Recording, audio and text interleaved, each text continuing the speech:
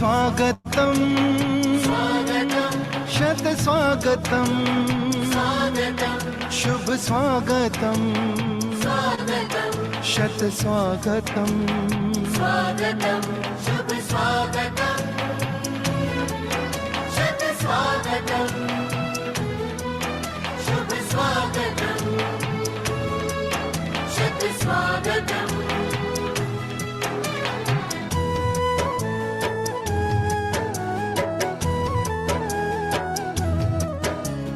आज तो अपने हर्ष का मिलता कहीं ना अंत है। आज तो अपने हर्ष का मिलता कहीं ना अंत है।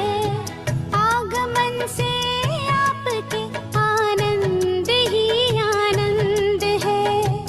आगमन से आपके आनंद ही आनंद है। शुभ स्वागतम शत स्वागतम शुभ स्वागतम शत स्वागतम।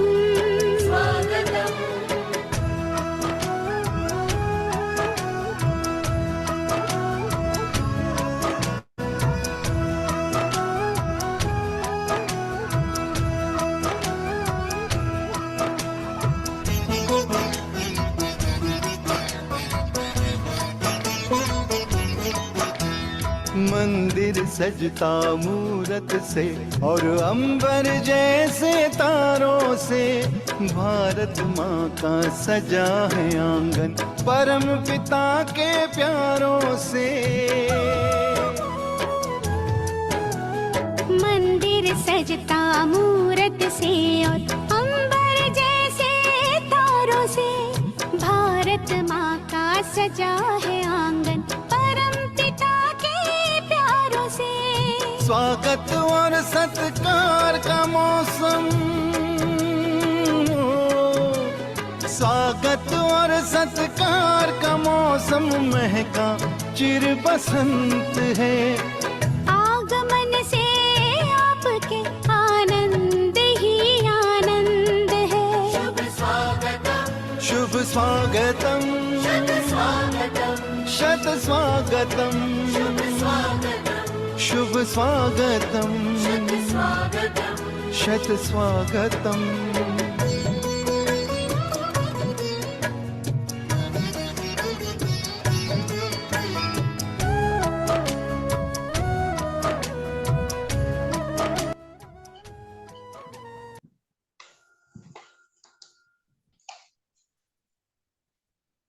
ओम शांति।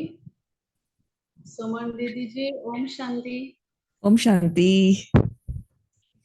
ईश्वरीय परिवार में आपका दीदी जी स्वागत है। जिस दर पर आए हैं वो दर है जहाँ तकदीर बदल जाती है। जहाँ तकदीर बदल जाती है। ईश्वरीय संघ में भी इतनी ताकत है जहाँ जिंदगी की तस्वीर ही बदल जाती है। दीदी जी बाल्यकाल से ही ईश्वरीय ज्ञान में जुड़ गई हैं।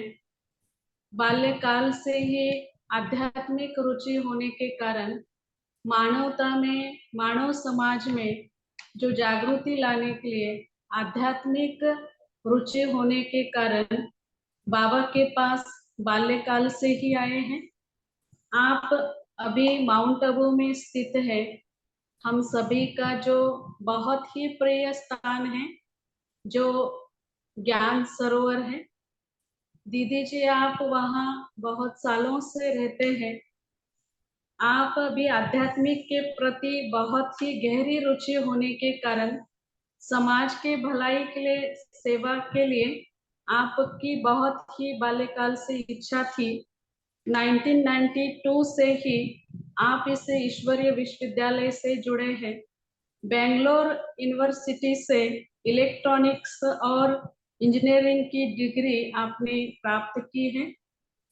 माउंट आबू में जो सेल्फ मैनेजमेंट और स्ट्रेस मैनेजमेंट और जो कम्युनिकेशन स्किल के जो अनेक प्रोग्राम रहते हैं, वहाँ दीदी जी आप कोऑर्डिनेटर का सेवा बहुत अच्छी तरह से करते हैं।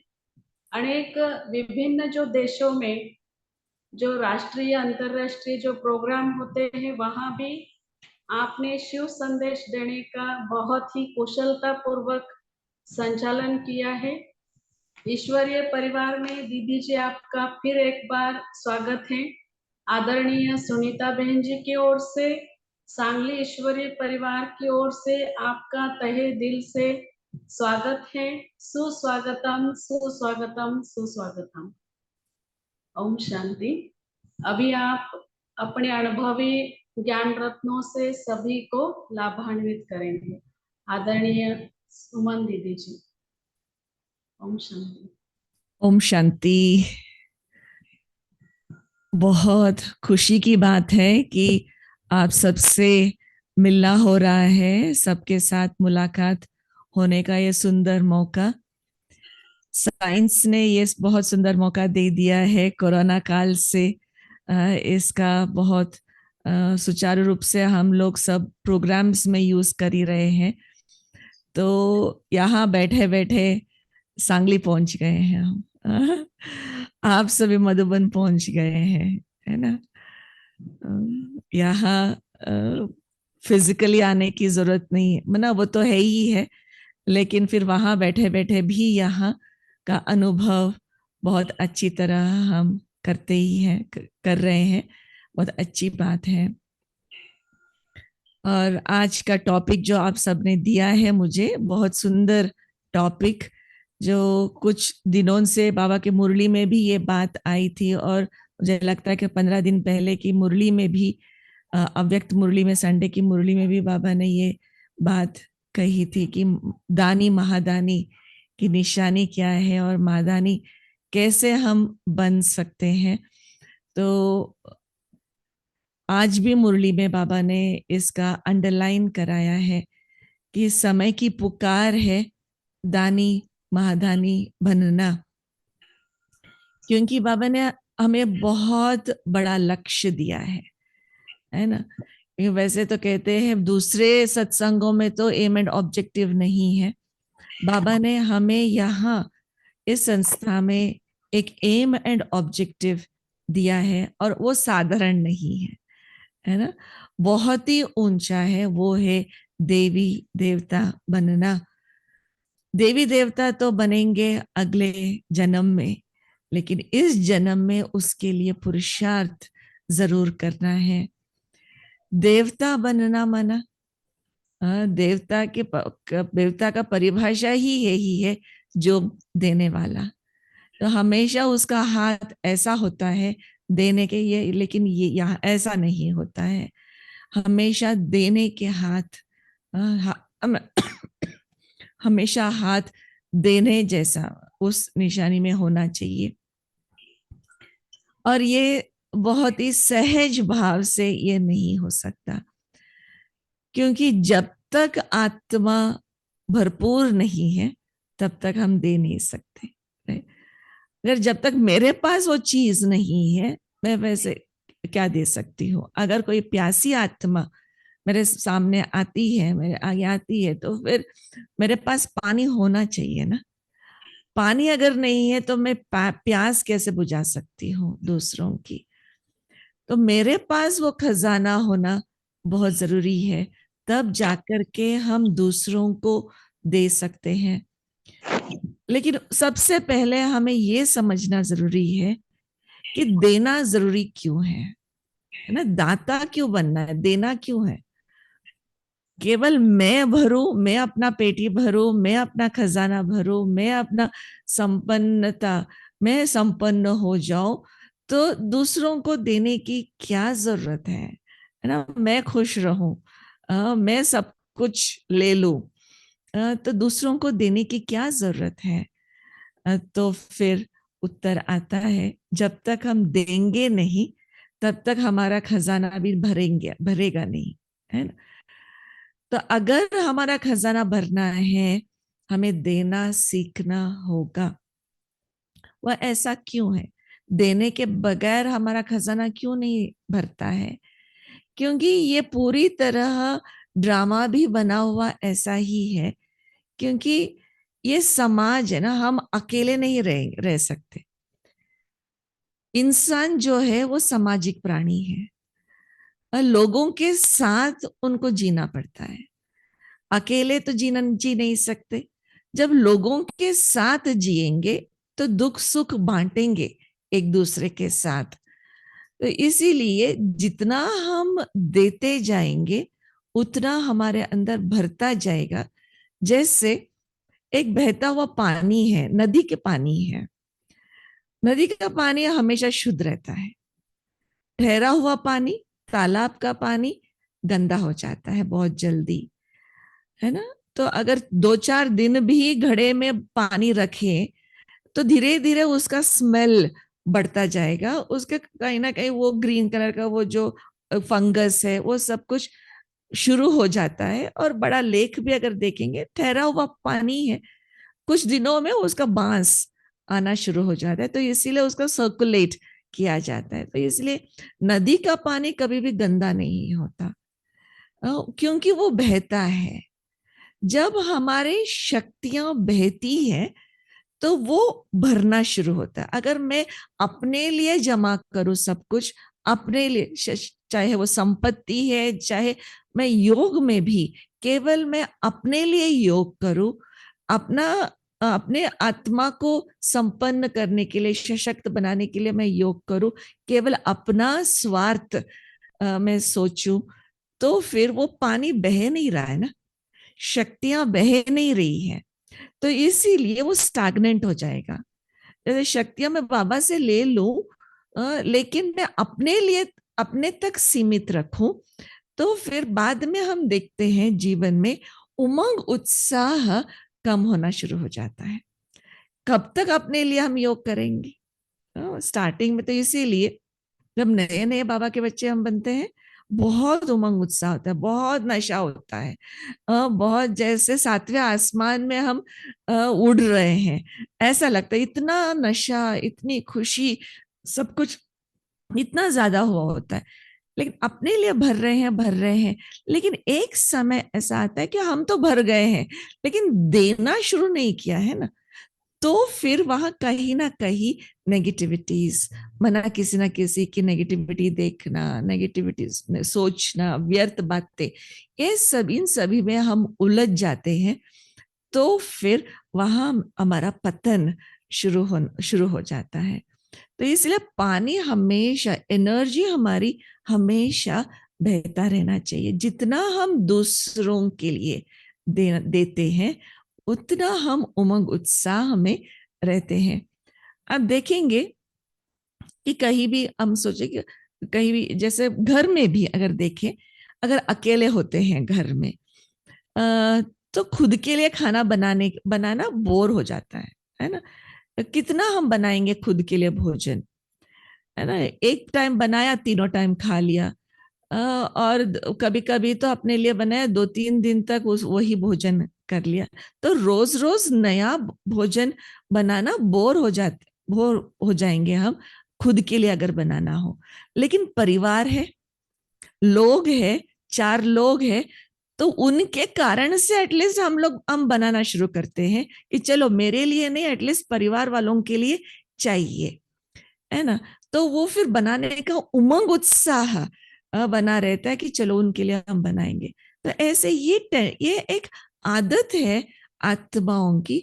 अगर दूसरों के लिए कुछ देना होता है तो फिर हम उमंग उत्साह से हम कुछ करने लग पड़ते हैं। तो ऐसे ही आध्यात्मिक जीवन में भी जितना हम दूसरों के लिए सेवा, इसलिए बाबा कहते हैं जो कर्म करते हैं, सेवा शब्द बाबा क्यों यूज करते हैं? कर्म या काम, अलग दूसरे लोग जो शब्द यूज करते हैं, तो उसमें इतनी एनर्जी नहीं है, इतना ताकत नहीं है जो शब्द में, जो सेवा शब्द में जितनी ताकत है ना। तो इसीलिए सेवा भाव, जब सेवा शब्द यूज करेंगे, जो भी हम कर्म कर रहे हैं सेवा भाव से हम कर रहे हैं, तो उसमें वो एनर्जी बढ़ जाती है।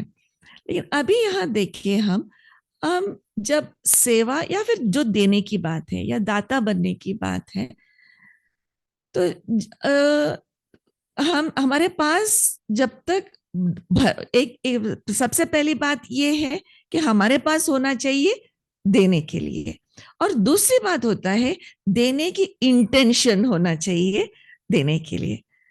हम देखते हैं कि कहीं ऐसे साहूकार होते हैं, कहीं ऐसे अमीर लोग होते हैं, उनके पास खजाना भरपूर लेकिन देने की भावना सबके अंदर नहीं होता है ना। ये दूसरी बात है। लेकिन सबसे पहली बात जो भरने की बात है, खजाना हमारे पास जब है तभी हम दे सकते हैं, लेकिन भरेंगे कैसे, है ना। जब हम हमें पता है शिव बाबा जो है सर्व खजानों का भंडार है, सर्वशक्तिमान है, तो वो शक्तियां, वो गुण सबसे पहले हमारे अंदर भरने की जरूरत है। तो लेकिन कहीं ना कहीं भरते समय वो जैसे नहीं, कोई बाल्टी में या कोई इसमें कोई छेद है, हम ऊपर से भर रहे हैं, ऊपर से भर रहे हैं, लेकिन अगर छेद है वो बहता जा रहा है।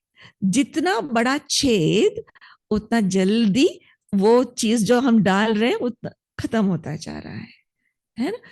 तो हम भी कहीं ना कहीं हमें हमारे अंदर वो देखने की जरूरत है कि मैं तो भर तो रही हूँ बाबा से, योग तो लगा रही हूँ, मुरली तो सुन रही हूँ, ज्ञान तो समझ में आ रहा है, धारणा भी हो रही है, सब कुछ कर रही हूँ, मर्यादाएं भी मैं फॉलो कर रही हूँ, सब कुछ हो रहा है, लेकिन फिर भी वो उमंग उत्साह नहीं है, फिर भी वो जो एनर्जी मतलब जमा होना चाहिए वो नजर नहीं आ रहा है। क्यों नजर नहीं आ रहा है? कहीं ना कहीं छेद है। वो छेद मना कहीं ना कहीं व्यर्थ जा रहा है, व्यर्थ बातों में हम उलझ जाते हैं। जैसे जब हम ज्ञान में आते हैं तो मोटे मोटे विकार तो हमें समझ में आ जाता है कि वो तो फिर उन चीजों को निकालना इजी हो जाता है, लेकिन सूक्ष्म बातें जो है उसको वो पकड़ में आना थोड़ा सा मुश्किल लगता है ना। कि जैसे एक कमरे की सफाई हम कर रहे हैं, बहुत सालों से वो कमरा साफ ही नहीं हुआ है। जब हम करने लगते हैं, सफाई करना शुरू करते हैं, तो क्या करते हैं, मोटी मोटी चीजें जो है वो पहले साफ करेंगे, जाले हैं, मतलब मिट्टी है, मोटी मोटी जो गंदगी है उसको हम साफ कर देंगे, उसको निकाल के बाहर फेंक देंगे। जैसे जैसे सफाई करना शुरू करते हैं तो धीरे धीरे धीरे जो छोटे छोटे जो डस्ट है, डस्ट पार्टिकल है या फिर कोई दाग है, तो उसको साफ करने में थोड़ा समय लगता है। तो ऐसे ही जब नए नए आते हैं तो वो मोटे रूप से तो वो निकाल देते हैं, लेकिन धीरे धीरे वो जो छिपे हुए जो है ना, जैसे कारपेट के नीचे जो धूल मिट्टी छिपी हुई है, कुर्सी के नीचे जो गंदगी है, सोफे के नीचे जो गंदगी है, उसके पीछे जो है जो दिखाई नहीं दे रहा है, उसको निकाल निकाल करके साफ करने की जरूरत होता है ना।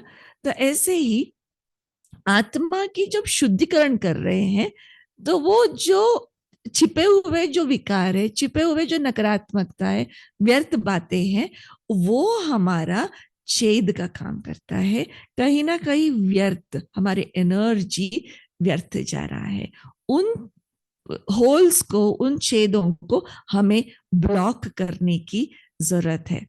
जैसे हम जब एसएमएल कोर्स कराते हैं तो ये भी हम मिसाल देते हैं ना। एक किला है, किला बहुत ही, किले के जो दीवार है तो वो बहुत ही शक्तिशाली होता है, बहुत ही पावरफुल होता है, लेकिन अगर एक ईंट भी कहीं ना कहीं निकला हुआ हो, पूरा किला मजबूत है, लेकिन कहीं ना कहीं एक ईंट निकला हुआ हो तो उस जगह से, उस छोटी सी जगह से वो दुश्मन अंदर आ सकता है।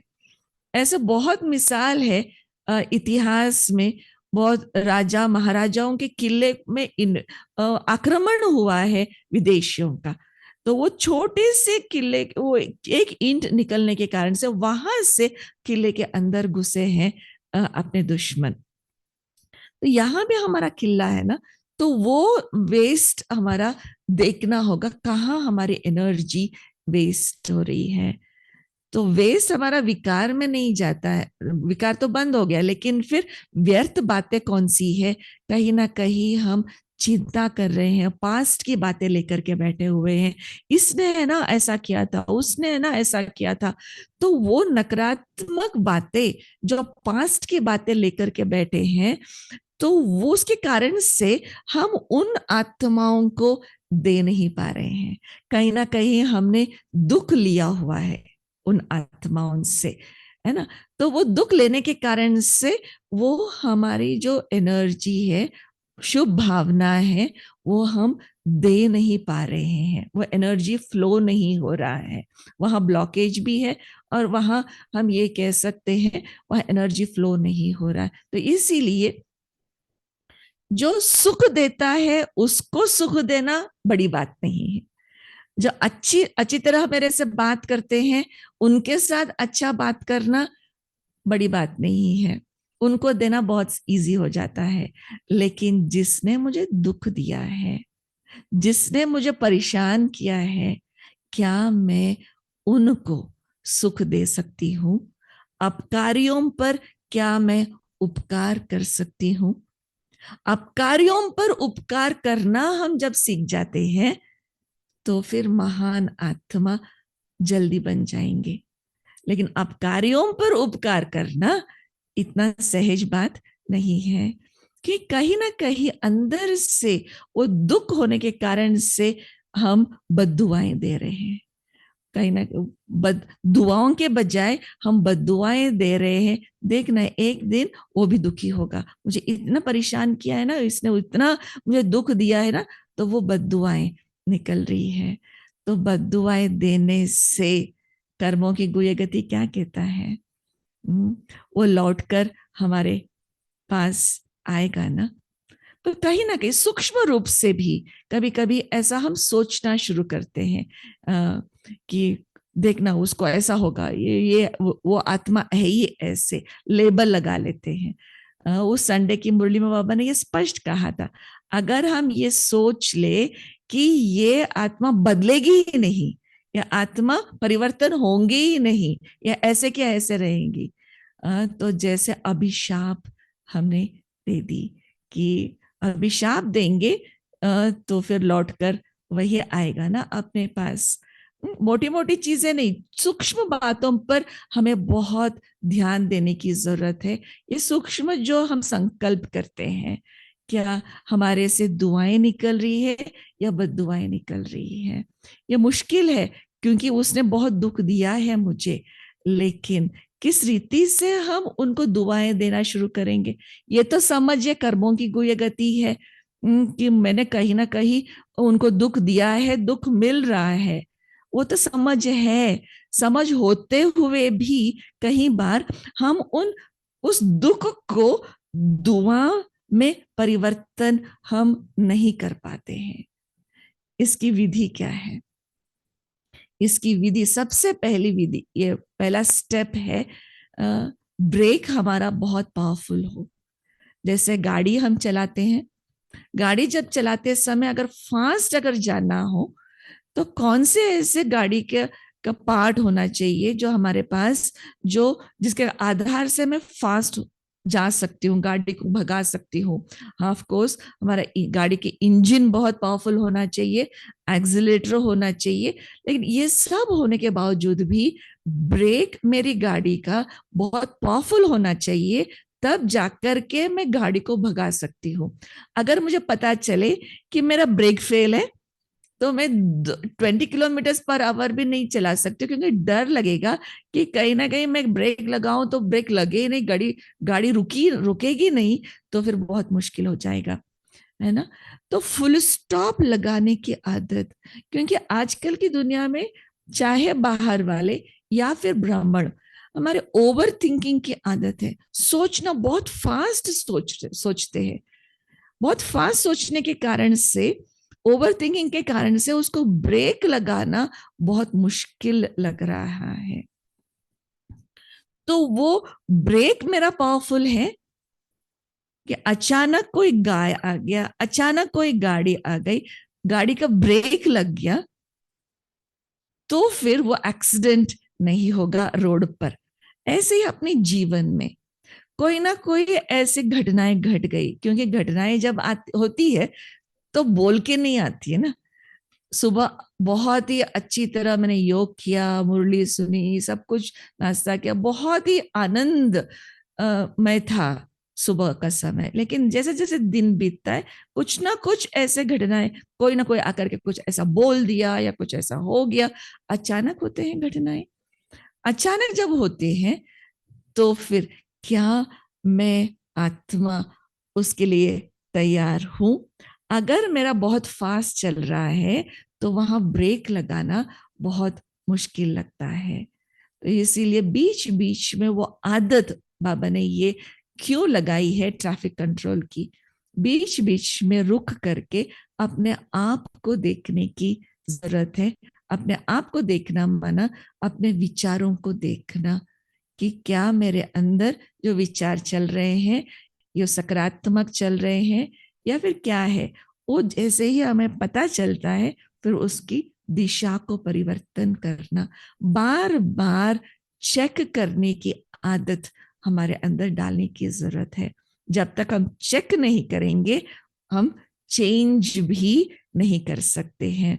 तो सबसे पहली बात है, अगर हमें निरंतर दाता बनना है, checking, check and change, check and change, निरंतर हम चेक करते हुए उसको चेंज करने की जरूरत है। और जो फ्लो है हमारे इमोशंस और जो विचारों की, वो हमेशा सकारात्मक, और फिर फुल स्टॉप लगाने की आदत। मेरा ब्रेक बहुत पावरफुल हो, अगर कोई भी कुछ कर दे या कुछ भी बोल दे कि मैं इंस्टेंटली तुरंत रिएक्ट करने की आदत जो है ना, वो बहुत खतरनाक है। थोड़ा 1 मिनट रुक जाइए, रुक जाएंगे, रुकना बहुत मुश्किल है, लेकिन वो आदत डाल देंगे ना। क्योंकि अगर कोई सडनली बोल दिया और रिएक्ट करना, वो संस्कार इतना पावरफुल ना, 63 जन्मों का, जल्दी रिएक्ट कर देंगे, गुस्से में आकर के, इरिटेशन में आकर के रिएक्ट कर लेंगे। लेकिन चुप, अगर उस समय मैं हिम्मत करके चुप हो जाऊं, कुछ नहीं बोलूं, फिर बाद में सोच समझ करके मैं रेस्पॉन्ड करूं, तो इसका एटलीस्ट मैं उस परिस्थिति को तो नियंत्रण में ला लिया ना। फिर धीरे सोच समझ करके फिर मैं उसके लिए रिस्पॉन्ड करूं, वो बहुत जरूरी है। और दूसरी बात ये है, अगर बाबा ने जो उस संडे की मुरली में जो बाबा ने कही थी कि आत्मा भले कितना भी जैसे बहुत ही जैसे नेगेटिव वाइब्रेशन मुझे मिला हुआ है, उसको स्वीकारना मेरे लिए मुश्किल है। उसको मना कैसे उस आत्मा के साथ मेरा संबंध फिर से ठीक हो जाए, तो वो थोड़ा मुश्किल है। लेकिन बाबा ने कहा है न्यारा होना बहुत इजी है ना। न्यारा हो जाना इजी है कि वो बहुत उस समय बहुत परेशान हो, चलो बात करना छोड़ दो, वो इजी है। किनारा करना इजी है, लेकिन बाबा ने ये कहा प्यारा बनकर के न्यारा होना है ना, किनारा नहीं करना है। किनारा करना माना कट ऑफ हो जाना, बात नहीं करना, उनका मुंह नहीं देखना। कई बार ऐसा होता है दूसरे सेंटर पे रह रहे या दूसरे शहर में रह रहे हैं, दूर है, उस आत्मा के साथ मेरा अनबन है, तो फिर नहीं बात करे तो भी चलता है, क्योंकि वो दूसरे शहर में या दूसरे घर में या दूर रह रहे हैं। लेकिन रोज घर में है, रोज उसको देखने का हो रहा है, व्यवहार में आने का हो रहा है, सेवा में साथ में है, लेकिन उस आत्मा के साथ मेरा अनबन है, तो फिर उसको तो किनारा तो नहीं कर सकते। किनारा फिर भी हम कर लेंगे, लेकिन बाबा कहते हैं किनारा नहीं करना है, प्यारे बनकर के न्यारा होना है। और अभी प्यारा बनकर के न्यारा कैसे बनेंगे होंगे, क्योंकि उससे तो मैंने बहुत दुख लिया हुआ है। अभी प्यारा कैसे बनेंगे? तो प्यारा हमें बनना पड़ेगा। कैसे बनेंगे? हम ये देखें कि आत्मिक दृष्टि से हम देखें, ये भी एक आत्मा है ना, ये भी बाबा का बच्चा है ना, ये भी पुरुषार्थी है ना। तो कहीं ना कहीं रहम की भावना जब आता है, तब हम वो स्नेह की तुरंत स्नेह की भावना नहीं जागृत हो सकता, लेकिन पहले रहम की भावना लानी होगी। बेचारे बीमार है, मेंटली बीमार है ना, भले शारीरिक बीमारी नहीं है, लेकिन आत्मा बीमार है ना, आत्मा का संस्कार ऐसा है ना, तो क्या कर सकते हैं? जब रहम की भावना रख करके हम झुक करके फिर हम उस व्यक्ति से हम बात करना शुरू करते हैं, प्यार देना शुरू करते हैं, तो फिर प्यारा भी है, लेकिन फिर न्यारा भी है, क्योंकि वो अटैचमेंट वहां नहीं है, लेकिन फिर आत्मिक दृष्टि के कारण से, आत्मिक भान के कारण से वहां आत्मिक स्नेह है, लेकिन वहां अटैचमेंट नहीं है ना। तो इसीलिए प्यारा बनकर के न्यारा होना, प्यार ये सब बैलेंस रखना दोनों का, ये बहुत मुश्किल है ना। प्यारापन और न्यारापन दोनों का बैलेंस हर एक के साथ रखना बहुत जरूरी है। और बाबा ने ये भी हमें शिक्षाएं दी है कि ब्राह्मण जीवन में हमारा लक्ष्य है फरिश्ता बनना। देवता तो भविष्य में बनेंगे, लेकिन अभी इस जन्म में हमें अंतिम समय तक फरिश्ता बनने का लक्ष्य है। फरिश्ते की निशानी क्या है? फरिश्ता हमेशा हल्का तो रहता है, प्यारापन और न्यारापन का बैलेंस तो है, लेकिन फरिश्ता वो है जो जिसको भी मदद की जरूरत है वहां जाकर के मदद किया और उड़ गए। और ये नहीं कि फरिश्ता ये नहीं देखता ये मेरे लोग हैं या दुश्मन के लोग हैं, या पराये लोग हैं या मेरे लोग हैं, नहीं। फरिश्ते के लिए हर इंसान, हर एक आत्मा एक समान है। जिसको भी जरूरत है वहां वो फरिश्ता जाता है, मदद करके फिर वहां से उड़ गया। वहां ये एक्सपेक्ट करके नहीं बैठा कि मैंने मदद की, उसका रिटर्न मुझे यहाँ मिलना चाहिए, तो ये एक्सपेक्टेशन रख करके नहीं बैठता। ये है प्यारापन और न्यारापन का बैलेंस।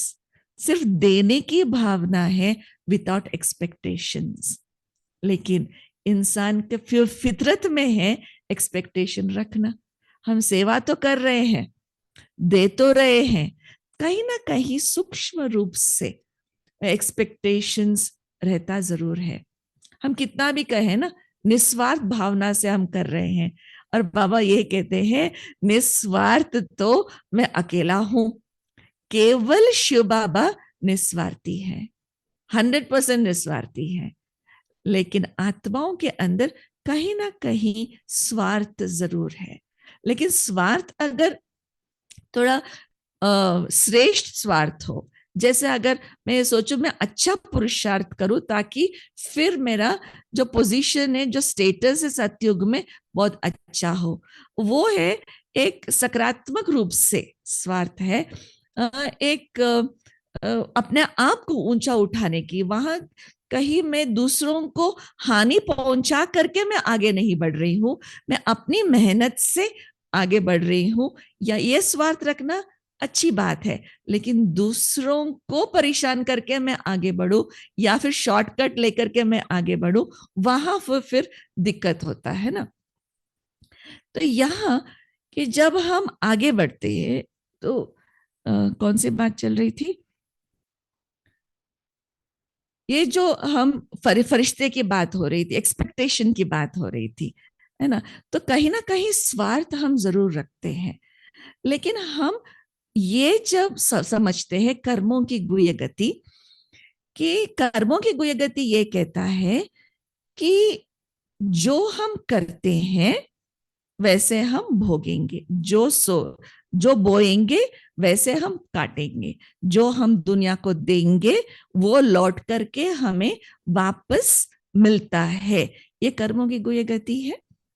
लेकिन कई बार हम ये एक्सपेक्टेशन रखते हैं, इस व्यक्ति को मैंने दिया है, इसी व्यक्ति से मुझे मदद चाहिए, ये एक्सपेक्टेशन रखते हैं, है ना। अगर मान लीजिए, अगर मैंने आउट ऑफ द वे जाकर के भी मैं एक व्यक्ति को बहुत मैंने मदद की, मतलब उस समय मैंने कह दिया कि मैं तो निस्वार्थ भावना से मदद कर रही हूँ, लेकिन 3-4 साल के बाद अगर मुझे मदद की जरूरत होती है तो फिर मैं क्या सोचती हूँ, कहीं ना कहीं वो आत्मा मेरे बुद्धि के अंदर आएगा कि नहीं, उसको जाकर के मैं मदद मांगू, हेल्प मांगू तो जरूर हेल्प मिलेगा उस व्यक्ति से।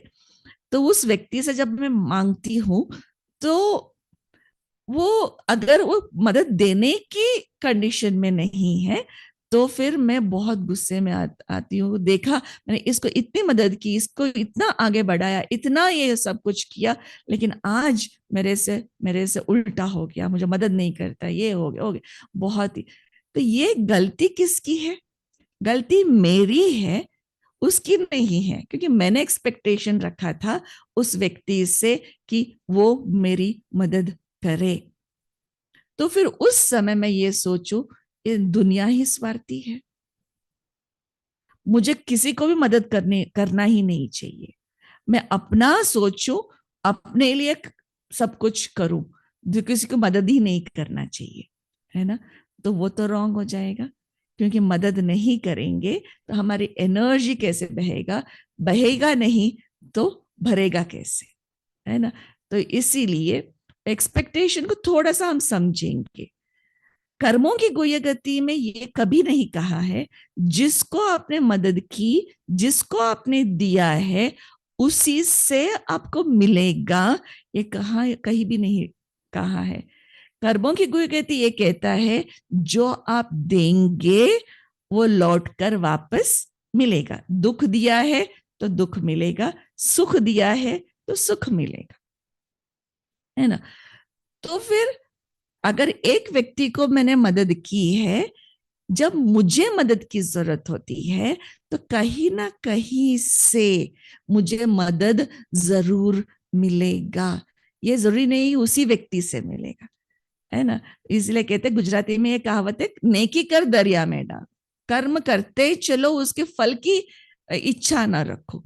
क्योंकि कर्म हम इतना श्रेष्ठ करते जाए तो फिर कभी हम दुखी ही नहीं होंगे। जब मुझे जरूरत होगी, अपने को जरूरत होगी, तो कहीं ना कहीं से मुझे मदद जरूर मिलेगा, क्योंकि मैंने कर्म ही इतना श्रेष्ठ किया है ना। तो कर्म इतना श्रेष्ठ हम करते जाएंगे तो समय पर हमें मदद जरूर मिलेगा। मुझे याद है कई साल पहले जब मैं पांडव भवन में रहती थी कि उन दिनों में क्या होता था कि अनाज के ट्रक चलते थे, नीचे से ऊपर लेके आते थे, और यूजुअली रोड इतना अच्छा ना होने के कारण से रात के समय उस ट्रक को लेके आते थे नीचे से ऊपर। एक दिन ऐसा हुआ कि बाबू भाई उस ट्रक को चला रहे थे, तो वो पूरा भरा हुआ है, वो लॉरी अनाज से भरा हुआ है, और कुछ कारण से वो खड्डे में गिर गया। थोड़ा सा पता नहीं क्या हो गया, पूरा लॉरी जो है वो खड्डे में गिर गया। और पूरा खाई है। माउंट आबू का रास्ता तो पता है आप सबको, अबू रोड से जब माउंट आबू आते हैं पूरा खाई है, पूरा ट्रक नीचे गिर गया है, इतना बहुत नीचे है। लेकिन उस भाई को एक करोच तक नहीं आया था, वो धीरे धीरे धीरे ऊपर चढ़ के आया, और तब तक तो सवेरा हो गया था। तो फिर हाथ करके फिर किसी को रुका करके फिर सारी मदद मिल गई। ट्रक तो पूरा खत्म हो गया था, लेकिन उस भाई को एक करोच तक नहीं आया। इसका मतलब दादी उस भाई को बुला करके उसकी बहुत महिमा की। दादी ने कहा, इस भाई ने बहुत गुप्त रूप से बहुत सेवाएं की है, इसके जमा का खाता भरा हुआ है, जिस कारण से उस आत्मा को अभी जब परिस्थिति आई, उसके सामने घटना घटी, तो जैसे उसने उसके कर्मों ने उसको बचा दिया, है ना। वो कर्मों का खाता जो है उसका बहुत भरा हुआ था, है ना। तो जो हम पुण्य का कर्म करते जाए सेवा भाव रख करके निस्वार्थ भाव से जब हम सेवा करते जाएंगे, वो जमा होता जाएगा और समय पर वो मदद हमें जरूर मिलेगा। लेकिन ये ना सोचे कि मुझे इसी व्यक्ति से चाहिए या इसी के द्वारा मुझे हेल्प चाहिए, ये कभी नहीं सोचना है। इतना बेहद की भावना, दाता हम तब बन सकते हैं जब हमारा दिल बहुत ही बेहद हो, ऐसा सीमित ना हो केवल मेरे लोग हैं, मेरे अपने लोगों को मुझे मदद करनी चाहिए, नहीं, बेहद। हमेशा बाबा ने हमें सिखाया है कि बेहद की भावना, जिसको भी जरूरत है उसे हमें मदद करने की जरूरत है, देने की जरूरत है। और दूसरी बात जो है, बाबा ने आज स्लोगन में कहा था, ये स्लोगन बहुत सुंदर था। आज स्लोगन में बाबा ने ये कहा था कि जो भी आप सुख देते हो, मर्यादा के लकीर के अंदर रह करके अगर आप सुख देंगे तो फिर वो सुख में गिना जाएगा। अगर मर्यादा को उल्लंघन करके अगर हम किसी को सुख देंगे, वो फिर सुख में नहीं गिना जाएगा, है ना। कई बार हम मर्यादा को समझते हैं, लेकिन कई बार लगता है कि चलो कोई बात नहीं, अगर मैं इस मर्यादा का मैं उल्लंघन नहीं करूं तो वो आत्मा थोड़ा सा बुरा मान जाएगा। थोड़ा चलो, जैसे कि लौकिक में रहते हैं, लौकिक और अलौकिक का बैलेंस हमें रखना होता है।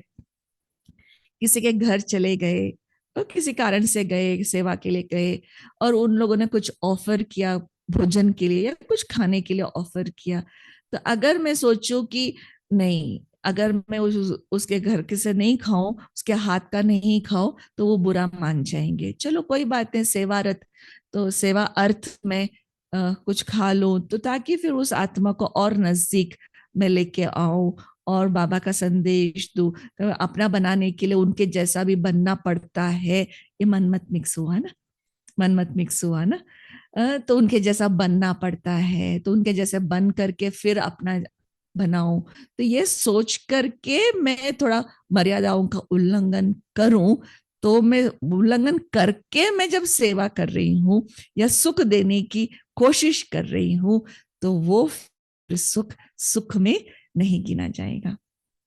और हम सभी को ये पता है, ये बात है ना, कि रामायण में सीता वो लक्ष्मण रेखा पार किया, तब जाकर के रावण उसका अपहरण किया। लेकिन मर्यादाओं के उस लक्ष्मण रेखा के अंदर रहती तो फिर वो अपहरण नहीं होती। लेकिन वो मर्यादा का उल्लंघन, वो जो लक्ष्मण रेखा पार भी उसने क्यों की?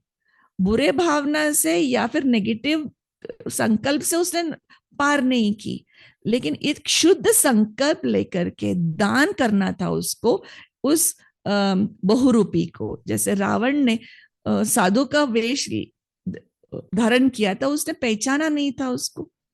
अगर पहचान लेती तो फिर वो लक्ष्मण रेखा पार नहीं करती। परखने की शक्ति कम न होने के कारण से उसकी भावना बहुत शुद्ध थी। ये साधु है, उसको घर में आए हुए साधुओं को ऐसे खाली हाथ नहीं लौटाते हैं, है ना। तो खाली हाथ नहीं लौटाना चाहिए, उसको अनाज जरूर देना, उसको कुछ न कुछ जरूर देना है, ये मान्यता है भारत में, है ना। तो वो शुद्ध, उसकी भावना तो बहुत अच्छा था, इस साधु को तो मुझे जरूर देना है कुछ ना कुछ। तो लेकिन वो साधु तो बहुत मैंने अड़ा हुआ था, नहीं वो रेखा पार करके आओगे तो मैं उसको स्वीकार करूंगा। तो उसके कारण से वो पार किया और फिर वो अपहरण हो गई, है ना। तो वो भावना शुद्ध होता है, भावना अशुद्ध नहीं होता। सेवा करने की भावना, सुख देने की भावना होती है, लेकिन उस कारण से हम मर्यादा का लकीर जो है वो पार कर लेते हैं और फिर माया हमें अपहरण कर लेती है, हमें चुरा के लेके चली जाती है। तो इसीलिए परखने की शक्ति होना बहुत जरूरी है। किसको देना है, कितना देना है, ये परखने की शक्ति, किसको देना है किसको नहीं देना है। स्थूल रीति से तो बाबा ने ये जो श्रीमत है बहुत ही क्लियरली बता दिया है। स्थूल रूप से अगर सेवा करना है, धन देना है, तो ऐसे लोगों को नहीं देना है, क्योंकि भिखारियों को नहीं देना है, या फिर ऐसे लोगों को नहीं देना है, ताकि अगर हमको शक लगे कि इस धन का उपयोग गलत कार्यों में यूज होगा या व्यसन में यूज होगा, उसको हमें नहीं देना है। वो तो स्पष्ट हमें श्रीमत मिला हुआ है। लेकिन दूसरी भी बात है ना, तो कहाँ तक देना है, कितने हद तक देना है, और किसको देना है, चाहे किसी भी प्रकार की सेवाएं हैं, मदद है। कई बार हम ज्यादा मदद कर रहे हैं किसी की, हम उसको डिपेंडेंट बना रहे हैं, इंडिपेंडेंट नहीं बना रहे हैं, और ये अपने ऊपर डिपेंडेंट बना रहे हैं, तो उसको सशक्त नहीं कर रहे हैं। जैसे एक छोटा सा बच्चा है, छोटा बच्चा जब हम चलना शुरू करता है, थोड़ा हाथ पकड़ करके उसको चलाना तो सिखाना पड़ेगा, लेकिन कभी कभी ये देख करके हाथ छोड़ना भी पड़ेगा, ताकि फॉर इंडिपेंडेंटली वो चलना सीख जाए। वो गिरे भी और गिर करके उठे भी, लेकिन है खड़े पीछे हम, ताकि फिर वो बच्चे की देखभाल हम कर सके, ज्यादा उसका नुकसान ना हो, लेकिन खड़े हैं। लेकिन पूरी तरह अगर साथ साथ हमेशा हाथ में हाथ पकड़ करके चलने की कोशिश करे, वो बच्चा कभी भी इंडिपेंडेंट नहीं बन सकता, कभी भी वो सशक्त नहीं बन सकता, कभी भी वो शक्तिशाली नहीं बन सकता, है ना। तो इसलिए मदद भी करना है, लेकिन उस व्यक्ति को मेरे ऊपर डिपेंडेंट नहीं बनना है। तो वैसे हम मदद कैसे करेंगे, दाता कैसे देंगे कैसे, क्योंकि कई बार हम देते देते मोह में पड़ जाते हैं। आप अगर देखें कि मोह किसका ज्यादा होता है, देने वालों को मोह ज्यादा होता है या लेने वाले को मोह ज्यादा होता है? देने वाले को मोह ज्यादा होता है। पेरेंट्स में भी देखिए, अगर परिवार में माँ बाप है और बच्चे हैं, माँ बाप का बच्चों प्रति मोह ज्यादा होता है, बच्चों का माँ बाप के प्रति मोह ज्यादा नहीं होता है। देने वाले को ज्यादा मोह होता है लेने वाले से। अगर मैंने किसी की मदद की, बहुत मदद की, लेने वाला लेकर के भूल भी जाएगा, लेकिन जो देने वाला है उसको याद रहेगा मैंने कितने परेशानियों को सामना करके मैंने उसकी मदद की थी, वो याद रहेगा, है ना। तो वो याद रखने के कारण से वो मोह है कहीं ना कहीं, है ना। मोह होने के कारण से फिर कहीं ना वो याद रहता है कि मैंने इसकी मदद की थी। अगर याद रखेंगे, इसका मतलब है कि मैं न्यारा और प्यारा नहीं हूं। मदद करके, दे करके हमें भूल जाने की जरूरत है। अगर याद रखा मैंने इतना मदद की थी, तो फिर न्यारा और प्यारापन का बैलेंस नहीं है। और फिर देते जाए और मोह, देने वाले को मोह देने वाले उस व्यक्ति से बहुत ज्यादा मोह हो जाता है। डिपेंडेंट, उस व्यक्ति को अपने ऊपर डिपेंडेंट बनाने की कोशिश करते हैं। कहीं ना कहीं हम डिपेंडेंट हो जाते हैं, देने वाला डिपेंडेंट हो जाता है देने उस व्यक्ति के ऊपर। तो इसीलिए हमें ये भी, इसमें भी बैलेंस रखने की जरूरत है।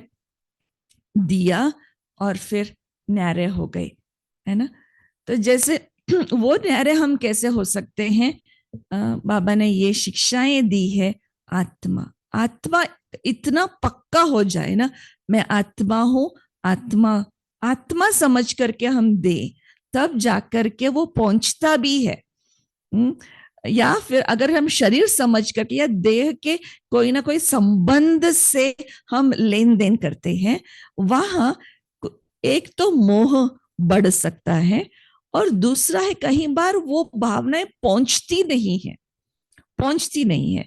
कई बार ये सोचते हैं ना, कोई माताएं आते हैं घर से लौकिक वाले आते हैं, दीदी ये इतने परेशान हैं, मैं बच्चा ऐसा करता है वैसा करता है, मैं क्या करूं।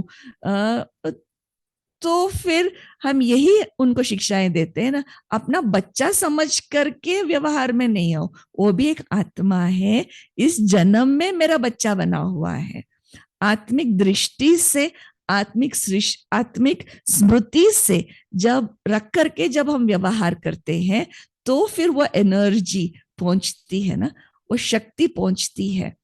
तो ये जब भी हम कुछ व्यवहार में आते देते हैं, तो आत्मिक स्मृति से जब हम देते हैं, वहां हमारा कर्मों का हिसाब किताब नहीं बनता है, और भी चुकतू होना शुरू हो जाता है। आत्मिक दृष्टि और आत्मिक स्मृति से जब हम व्यवहार में आते हैं, लेकिन देह भान में अगर हम लेन देन करते हैं, तो वहां कहीं ना अटैचमेंट या फिर अनबन या फिर कुछ ना कुछ वो संबंध में फिर कुछ ना कुछ गड़बड़ होना शुरू होता है। इसीलिए जब हम माला का मणका देखते हैं, माला का मणका जो है ना, बहुत परफेक्ट एग्जाम्पल है सहयोग देने और लेने की लिए। जैसे माला का मणका है, हर एक जो मणका है वो इंडिपेंडेंट है, और एक मणका दूसरे मणके के साथ जुड़ा हुआ है ना। और अगर अटैच्ड हो जाए, जुड़ जाए दोनों मणके, तो भी ठीक नहीं है, और अगर दूर रहे एक दूसरे से मणका, वो भी ठीक नहीं है। माला में टच होते रहना चाहिए सब मणके, 108 जो मणके हैं टच होते रहना चाहिए एक दूसरे से, लेकिन हर एक मणका इंडिपेंडेंट है ना। तो ऐसे ही हम सभी आत्माएं अपने आप में इंडिपेंडेंट है, हर एक आत्मा इंडिपेंडेंट है, लेकिन हमारा कनेक्शन जरूर है, क्योंकि हमारा परिवार है ना। तो कनेक्शन जरूर है, लेकिन वो कनेक्शन किस आधार से है? हमारा सूत्र, वो धागा जो है, मणके का धागा जो है, वो शिव बाबा है, बाबा है। तो वो बाबा को जब हम बीच में रखते हैं, तो फिर हम एक दूसरे के साथ वो वैसे व्यवहार कर सकते हैं कि ये बाबा का बच्चा है, वो आत्मा बाबा की संतान है। जब हम हर बात में बाबा को बीच में रखते हैं, तो हम सहयोग या फिर दाता इजीली बन सकते हैं। वहां अटैचमेंट, एक दूसरे के ऊपर डिपेंडेंट नहीं है, दोनों मन के चिपके हुए नहीं है, एक दूसरे के ऊपर डिपेंडेंट नहीं है, क्योंकि हम डिपेंडेंट है शिव बाबा के ऊपर। हमारा आधार शिव बाबा है ना, सूत्र वो धागा शिव बाबा है। तो इसलिए बाबा को आधार बना करके हम और बहुत दूर दूर भी नहीं है। जब दूर है तो इसका मतलब है वो आत्मिक संबंध हमारा बीच में नहीं है। इसीलिए आत्मिक दृष्टि और स्मृति बार बार लाना बहुत जरूरी है, और ये दाता बनने के लिए। और दूसरी बात है फरिश्ता समझना और फरिश्ते को देखना। एक मुरली में बाबा ने ये कहा है, आत्मा समझना और आत्मा को देखना थोड़ा सा मुश्किल लगता है, क्योंकि आत्मा छोटा है ना, छोटी सी बिंदी है, आत्मा को देखना मुश्किल लगता है। लेकिन फरिश्ता तो लंबा चौड़ा शरीर है, लाइट का शरीर है, तो फरिश्ता समझना बहुत सहज है। तो इसलिए जब अपने आप को डबल लाइट फरिश्ता समझेंगे और दूसरों को भी डबल लाइट फरिश्ता समझेंगे, तो फिर दाता बनना बहुत इजी हो जाता है। और ये है समय की पुकार, क्योंकि आत्माएं पुकार रही है। कई बार बाबा मुरली में कहते हैं ना, आपको सुनाई नहीं देता, आत्माएं चिल्ला रही है, मदद करो मदद करो, दुख हरो। तो हम नहीं दुख हरेंगे तो कौन हरेगा? बाबा दुख हरता सुख करता है ना। हम मास्टर भगवान है, मास्टर सर्वशक्तिमान है, हम नहीं मदद करेंगे तो कौन मदद करेगा?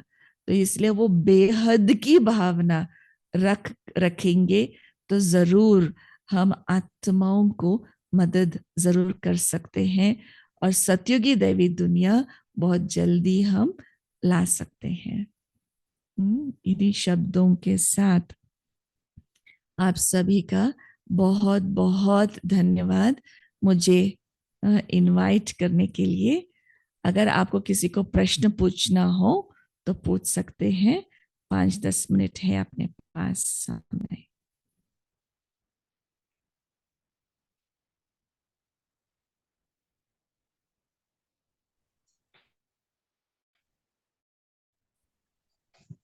ओम शांति।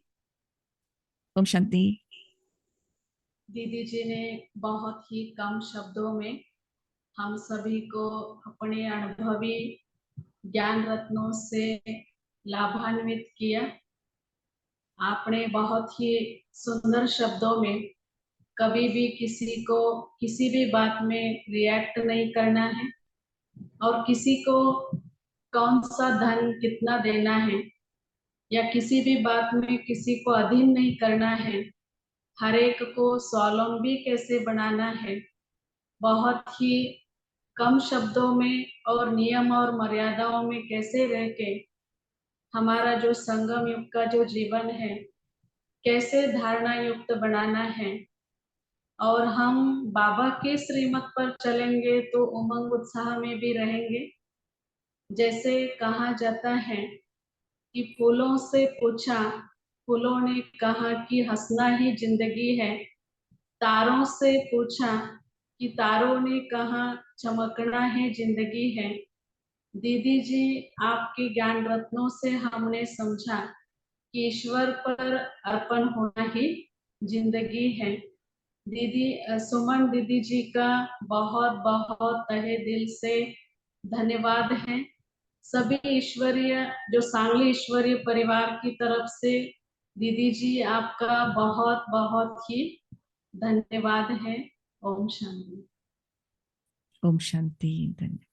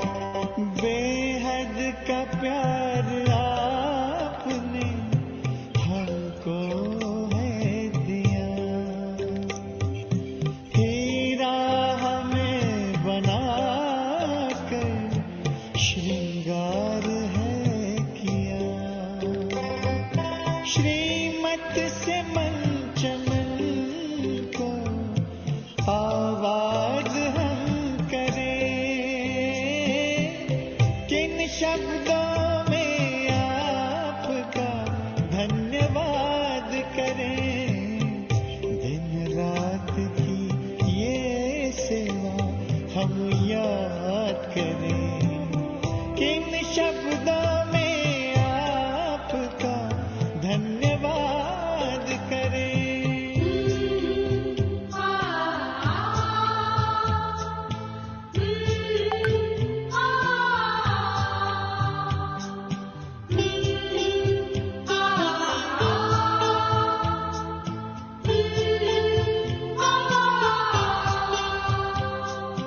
खींचते हमारे प्यार में अब तक भी आ रहे हो, रथ को संभालते भी वादा निभा रहे हो। ऐसे ही प्यार पर जान निसार हम करें, किन शब्दों